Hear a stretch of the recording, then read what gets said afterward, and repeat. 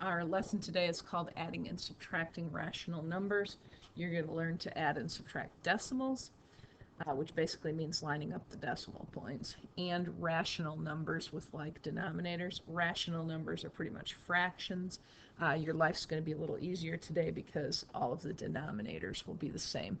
Those problems are a little easier to work. Okay, we've got a little helpful box here with some information about adding and subtracting with like denominators. It says to add or subtract rational numbers, meaning fractions, with the same denominator, add or subtract the numerators, and keep the denominator. So we've got this problem right here, 2/7 plus -4/7. So you just do the 2 plus -4 for the top, and then the 7s, you don't add them or subtract them or anything, you just keep that 7. Okay, so 2 plus -4 is -2. Keep your 7, and then to make it look nice, we put the negative out here in the front, and your answer is -2/7. Here's another one of those algebraic rules that I want you to be able to look at it and figure out what it's saying. It's saying the same thing as what we just said. If you have some number over a denominator and some other number over that same denominator, you just add those two numerators and keep the denominator. That's all that's saying. Okay, so let's apply that rule here. Take our numerators, -2 minus 5, and keep our denominator. And then we just need to be able to do -2 minus 5, which is -7/9, or -7/9 is our answer. Here again, let's combine our numerators, 6 plus -3, and keep our denominator. 6 plus -3 is 3/7. Okay, we notice that our denominators are the same. Let's go ahead and combine our numerators. -1 minus 3, keep the denominator. -1 minus 3 is -4/5, which is the same as -4/5. Down here we've got 5 plus -4/9. 5 plus -4 is 1/9.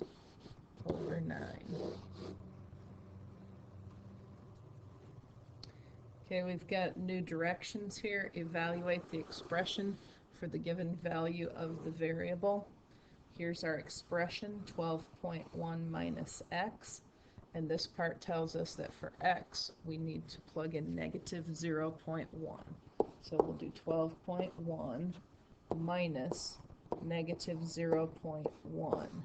Now hopefully you remember with dealing with positives and negatives that's the same thing as subtracting a negative is the same thing as adding a positive. And then if you need to, you go off to the side here and put 12.1 plus 0.1, making sure that you've lined up your decimal points. So your answer is 12.2.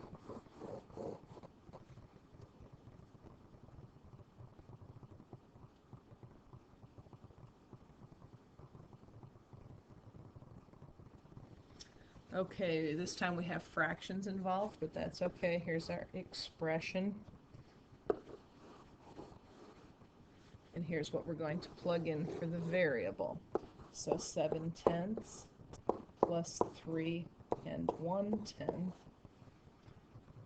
I would just go ahead and put my 3 here. We can go over here and do 7/10 plus 1/10. I took care of this right here. 7/10 plus 1/10 equals 8/10. Now we do need to simplify that. 8/10 divided by 2/2 equals 4/5. So our answer is 3 4/5. Okay, we're back to a decimal problem. Our expression is right here, and we're going to plug this in for y. 52.3 minus negative 7.8. Again, minus a negative is the same thing as adding a positive. I'd take that over here and line up the decimal points.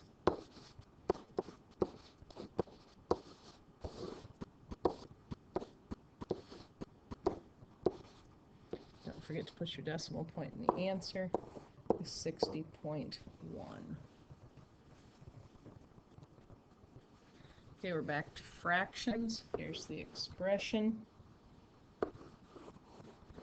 Here's what we're going to plug in for the variable. 5/8 plus 5 7/8. I'll go ahead and bring that 5 down here. And we'll deal with the 5/8 plus 7/8, which equals 12/8. I'll bring my 12/8 down here so I have more room. You can see that that equals more than 1, that's going to be 1 4/8. 4/8 needs to be divided by 4/4 to give us 1 1/2. Now that complicates things just a little bit here. We had that whole number 5, plus we've got this whole number 1. 5 plus 1 1/2 is going to give us 6 1/2. You have to apply a little common sense there. I'd like to work this same problem a different way as well. Some people would rather do this, 5/8 plus, and then change this into an improper fraction. 5 times 8 is 40, plus 7 is 47/8.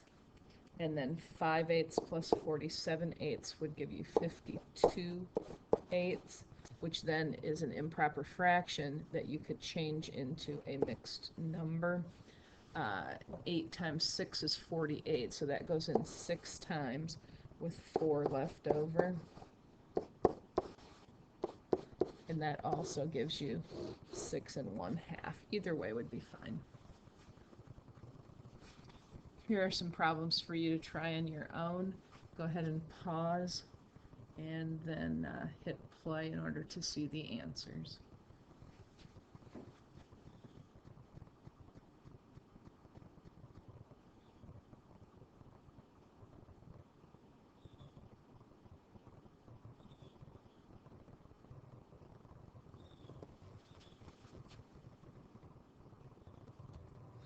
Here's one additional problem. It's supposed to be part of the quiz, but I want to work it for you. It says Sarah's best broad jump is 1.6 meters and Jill's best is 1.47 meters. How much farther can Sarah jump than Jill? I'm hoping you recognize that 1.6 is greater than 1.47, and we have a subtraction problem that would be this. When you subtract with decimals, if this number has only one digit after the decimal point, whereas this one has 2, just go ahead and add a 0 there. I'm sure you've learned that before. And then go ahead and complete your subtraction. And your answer would be 0.13 meters.